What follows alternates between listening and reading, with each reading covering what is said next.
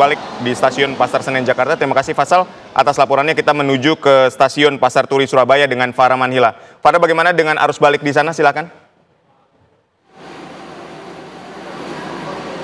Iya, Aditya dan juga pemirsa, ini situasi arus balik di Stasiun Pasar Turi ini terpantau sore hari ini cukup ramai. Ini para pemudik mulai tiba di kota Surabaya sebelum akhirnya melanjutkan aktivitas atau menuju ke kota kabupaten di sejumlah wilayah Jawa Timur. Memang kalau rata-rata para pemudik ini yang menggunakan kereta api dengan di wilayah stasiun KAI Daup 8 Surabaya ini berasal dari wilayah Surabaya, Sidoarjo, Gresik, Malang maupun Madura. Sehingga memang setelah tiba di Surabaya ini kemudian melanjutkan perjalanan lagi di kabupaten kota asal begitu ya.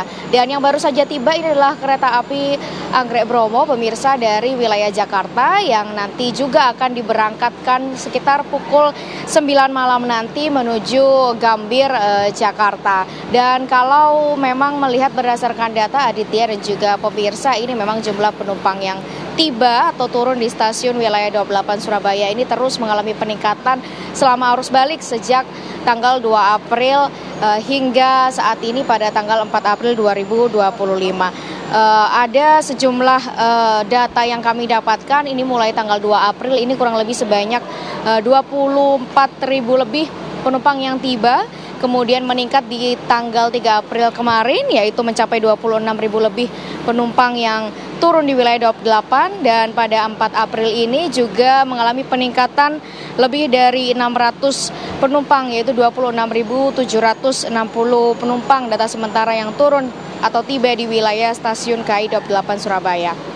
Stasiun Pasar Turi ini pemirsa juga menjadi salah satu stasiun yang cukup ramai begitu ya, menjadi tempat atau opsi bagi para pemudik untuk melanjutkan perjalanan atau mengikuti perjalanan selama arus mudik Lebaran. Dan tercatat memang sejak periode angkutan Lebaran pada 21 Maret 2024 hingga data terakhir ini kemarin pemirsa, jumlah total penumpang yang menggunakan kereta begitu ya, ini mencapai 309.622 yang naik dan juga 270.000 lebih penumpang yang turun.